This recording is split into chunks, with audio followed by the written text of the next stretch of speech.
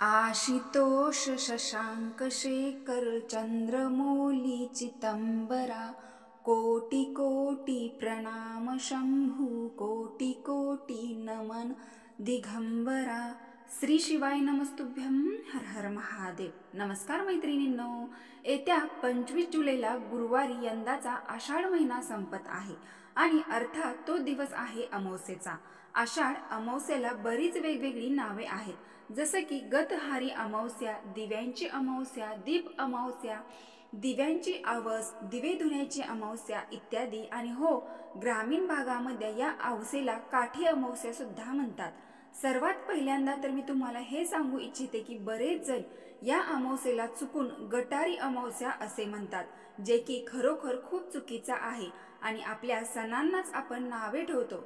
तर हे खरोखर आपण कुठेतरी थांबवलं पाहिजे। खरा शब्द आहे गतहारी अमावस्या। गत म्हणजे होऊन गेलेला आणि आहार या शब्दातून हार हा शब्द घेतलेला आहे।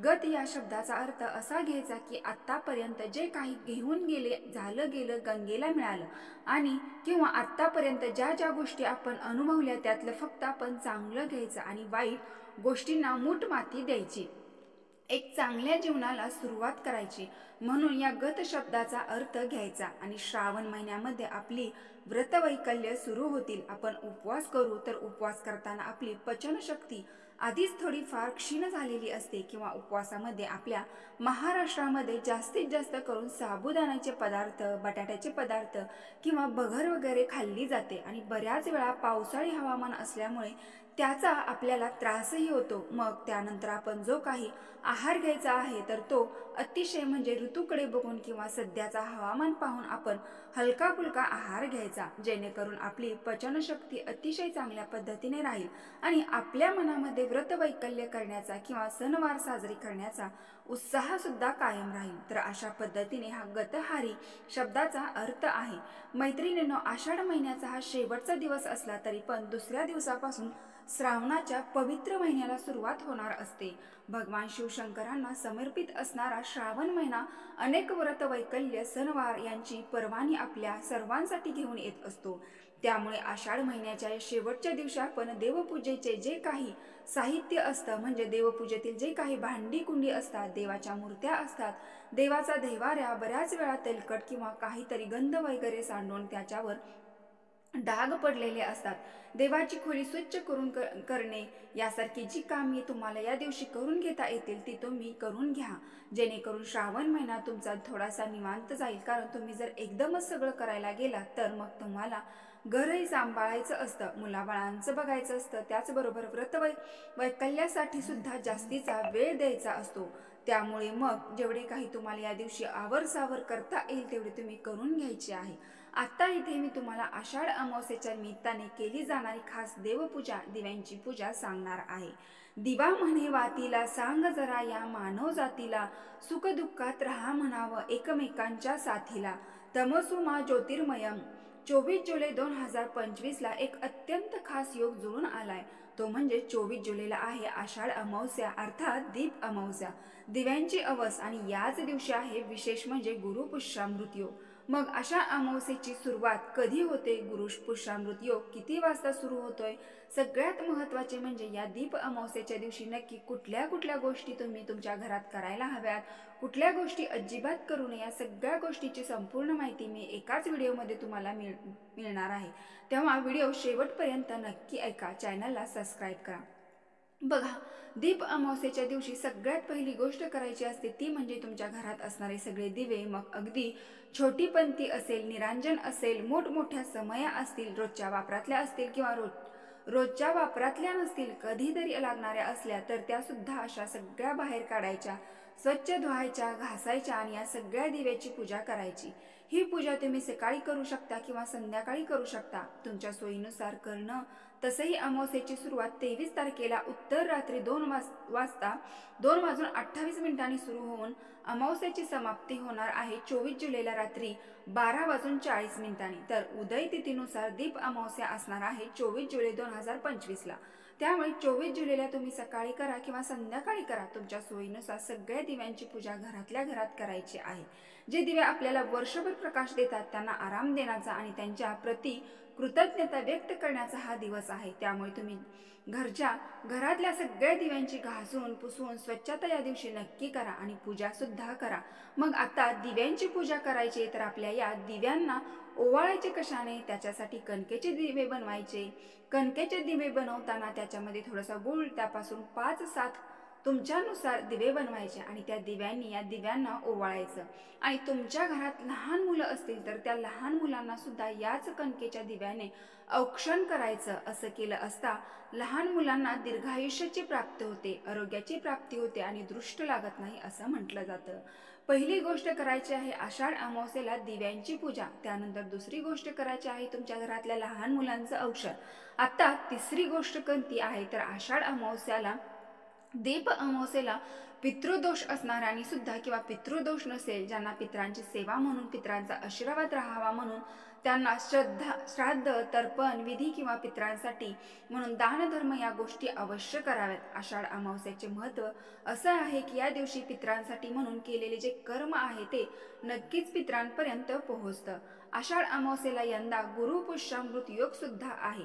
या गुरुपुष्यामृत योगाची सुरुवात होणार आहे 24 जुलैला संध्याकाळी 4:43 तुम्हाला नवीन खरेदी करायची असेल, कारण गुरुपुष्यामृतला सोनं खरेदी केलं जातं, तर तुम्हाला जर ती खरेदी करायची असेल तर तुम्ही संध्याकाळी 4:43 नंतर करू शकता. गुरुपुष्यामृत योगाला सोनं खरेदी केलेली खूप लाभ अशी मान्यता आहे. दीप अमावस्येच्या दिवशी दिव्यांची पूजा केल्याने आपल्या घरातला अंधकार दूर होतो. घरातलाच नाही तर आपल्या मनामध्ये असलेला अंधकार अर्थात नकारात्मक विचार सुद्धा दूर होतात आणि नकारात्मक परिस्थिती सकारात्मकतेमध्ये बदलायला वेळ लागत नाही. ज्यांच्या मनात नकारात्मक विचार सतत येतात त्यांनी तर आषाढ अमावस्येच्या दिवशी घरातल्या सगळ्या दिव्यांची पूजा अवश्य करा. त्याचबरोबर अमावस्येच्या दिवशी घराची स्वच्छता करावी. घरात असलेली जाळी जमट काढून टाकावी. फरशी पुसताना त्या पाण्यामध्ये मीठ टाकावं, तसेच चिमूटभर गोमूत्र आणि हळद टाकावी आणि मग त्या पाण्याने फरशी पुसावी.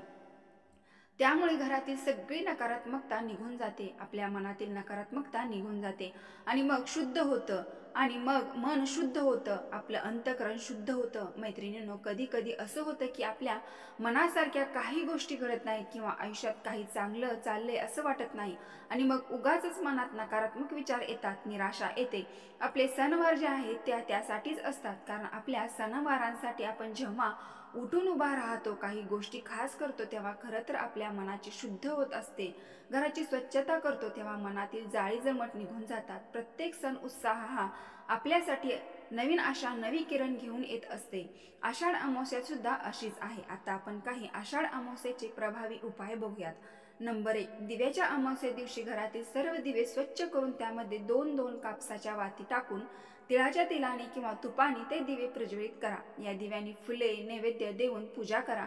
पूजा झाल्यानंतर दीप सूर्याग्नी रूपस्य त्वम तेज उत्तमम ग्रहाणमत क्रांता पूजा सर्व काम प्रदो भव या मंत्राचा जप करा. या मंत्राचा अर्थ असा होतो की दीपदेवा, तू सूर्यरूप आणि अग्निरूप आहेस, ते ज्याच्यामध्ये उत्तम तेज आहेस. माझ्या पूजेचा स्वीकार कर, माझ्या सर्व इच्छा पूर्ण कर, माझ्या घरातील सर्व अंधकार दूर करून घरामध्ये प्रकाशच प्रकाश कायम राहू दे, असा होतो. 2, दीप अमावस्या दिवशी संध्याकाळी ईशान्य कोपऱ्यात म्हणजे उत्तर पूर्व कोपऱ्यामध्ये मोहरीच्या तेलाचा दिवा प्रज्वलित करा. यामुळे घरामध्ये सकारात्मक ऊर्जा आणि माता लक्ष्मी सदैव प्रवेश करते. तसेच त्यामध्ये एक लवंग टाका, बरोबर एक कापूरही टाकून प्रज्वलित करा. यामुळे असुरी शक्ती दूर होते. 3, दीप अमावस्येच्या दिवशी पिंपळाच्या वृक्षाखाली शुद्ध जल अर्पित करून मोहरीच्या तेलाचा दिवा प्रज्वलित करा. आणि 7, परिक्रमा करा. परिक्रमा करत असताना पांढऱ्या धाग्याने 7 परिक्रमा कराव्यात. यामुळे पितृदोष निवारण होतो, त्याचबरोबर घरातील क्लेश दूर होऊन सौभाग्य वाढतं. 4, भक्त हो, अमावस्या खूप खास असते. या दिवशी काही उपाय केले तर आपल्याला धनलाभ होऊ शकतो आणि त्यातच जर ती अमावस्या विशेष असेल, विचारायला नको. अशीच विशेष अमावस्या येते 24 जुलैला आषाढ अमावस्या. यालाच दीप अमावस्या, दिव्यांची अवस म्हणतात. या दिवशी जर एक उपाय तुम्ही केला तर धनलाभाचे योग जुळून येतील आणि तुमच्या घरात पैसा येईल. पण तुम्हाला करायचंय काय सांगते, ऐका. धनलाभाचे योग हवे असतील तर दीप अमावस्येच्या दिवशी घराच्या ईशान्य कोपऱ्यात लाल रंगाच्या धाग्याने ज्योत बनवून गाईच्या तुपाचा दिवा लावा. लक्षात घ्या, ती वात कापसाची असू नये. लाल रंगाच्या धाग्याची असावी। त्यानंतर त्या दिव्यात थोडंसं केशरही घालावं आणि तिथे बसून एक कनकधारा स्तोत्राचे पठण करावं। त्यानंतर रात्री वाहत्या पाण्यामध्ये कुठल्याही प्रकारची 5 फुले 5 कणकीचे दिवे प्रवाहित करा। असे केल्यामुळे माता लक्ष्मी प्रसन्न होते आणि धनलाभाचे योग विशेष करून जुळून येतात। 5. आषाढ अमावस्या, दीप अमावस्या। या दिवशी दिव्याची पूजा तर केलीच जाते, पण तुम्हाला पितृदोष आहे, खूप त्रास होत असेल, कर्जमुक्ती हवी आहे, तुमची आर्थिक परिस्थिती काही केल्यास सुधारत नाहीये, तुमच्या आयुष्यामध्ये खूप अडचणी आहेत, संकट आहेत, कष्ट करताय पण नशिबाची साथ मिळत नाही, मेहनतीचा योग्य तो मोबदला मिळत नाही, तर या आषाढ अमावस्येच्या दिवशी थोडंसं गव्हाचं पीठ, थोडंसं उडदाचे पीठ असेल ठीक, नसेल गव्हाचे पीठ, त्यामध्ये थोडंसं गूळ आणि पाणी टाकून ते घट्टसर मळून घेऊन त्याचे छोटे छोटे 108 गोळे करायचे आहेत। हा उपाय करत असताना तुम्ही हा उपाय कशासाठी करत आहात हे तुमच्या मनामध्ये ठेवायचं आहे। जसं की मी कर्जमुक्तीसाठी करत आहे, किंवा अडचणी दूर होण्यासाठी करत आहे, किंवा पितृशांतीसाठी, हे मनामध्ये ठेवून ही माझी समस्या दूर व्हावी अशी मनोकामना बोलत बोलत 108 गोळे तयार करा आणि तुमच्या घराच्या कुठेही आजूबाजूला जिथे वाहते पाणी असेल, पाण्यामध्ये हे मासे असतात, त्या माशांना खायला घाला। याने खूप चांगला फरक जाणवेल। 6. कामात अडथळे येत असतील तर आषाढ अमावस्येच्या दिवशी मिरचीचा हा उपाय करून पहा। तुम्हाला कामात अडथळे येत असतील तर मिरचीचा हा प्रभावी उपाय तुमच्यासाठी महत्त्वपूर्ण ठरेल। एका मिरचीच्या 21 बिया घ्या आणि त्या पाण्याच्या भांड्यात टाका, म्हणजेच कलशात टाका। आता हे पाणी सर्व स्वतःवरून 7 वेळा उतरवून घ्या आणि घराबाहेर फेकून द्या। तुमचे काम पूर्ण होण्यास मदत मिळेल। 7. अमावस्या। प्रत्येक अमावस्येला तांदळाची खीर बनवा, रोटीचे छोटे तुकडे करून त्या खिरीमध्ये टाका। त्यानंतर या खिरीमध्ये मिसळलेली रोटी कावळ्यांसाठी छतावर, म्हणजे घराच्या आजूबाजूला जिथे कावळे येतात तिथे ठेवा। या उपायाने घरावरील पितृदोषाचे निवारण होऊन आपल्या पितरांची विशेष कृपा होते। पितृदेवतेच्या कृपेनेच घरात सुख समृद्धी नांदते। 8. दही भात उपाय। अमावस्या आणि पौर्णिमेच्या रात्री सुद्धा कागदावर थोडा दही भात ठेवा आणि त्यावर हळद कुंकू टाका। हा कागद जिथे आपण भांडी घासतो, मोरी किंवा खिडकीवर उचलून ठेवा आणि सकाळी तो कचऱ्यात टाकून द्या। यामुळे घरातील नकारात्मक ऊर्जा दूर होते आणि सकारात्मक ऊर्जा प्रवेश करते। 9. तुमच्या मनामध्ये किंवा तुमच्या घरामध्ये नकारात्मक शक्ती असेल, किंवा सतत डोक्यामध्ये वाईट विचार, निगेटिव्ह विचार चालू होत असतील, तर अमावस्येच्या दिवशी एका पाण्याने भरलेला काचेचा ग्लास घेऊन त्यामध्ये हिरवे पिवळे असे एक लिंबू घेऊन टाकावे, ते आपल्या बेडरूममध्ये ठेवावे। जर ते लिंबू पाण्यावर तरंगत असेल तर म्हणावे, आपल्या घरातील, आपल्या मनातील निगेटिव्हिटी, नकारात्मक ऊर्जा दूर झाली आहे। जर ते लिंबू खाली तळाशी ग्लासमध्ये राहिले तर म्हणावे की अजून आपल्या घरामध्ये, मनामध्ये नकारात्मक शक्ती आहे। त्यावेळेस येणाऱ्या शनिवारपर्यंत तो ग्लास तसाच ठेवावा आणि शनिवारी ते पाणी आणि लिंबू बदलून नंतर ते लिंबू तरंगेपर्यंत तसेच ठेवावे। असे 7 शनिवार करावे। असे केल्याने आपल्या मनातील आणि घरातील जी नकारात्मक शक्ती, वाईट बाधा आहे ती नक्की दूर होईल। मैत्रिणींनी, या ठिकाणी आपण कुठल्याही प्रकारची अंधश्रद्धा पसरवत नसून जे आध्यात्मिक पुराणात माहिती सांगितली जाते तेच मी तुमच्यापर्यंत पोहोचवण्याचा प्रयत्न करत आहे। तर मैत्रिणींनो, व्हिडिओ पूर्ण माहिती आवडली असेल तर आपल्या चॅनलला नक्की एक लाईक करा आणि कमेंट बॉक्समध्ये हर हर महादेव, ओम श्री महालक्ष्मी नमः नक्की टाईप करा। धन्यवाद।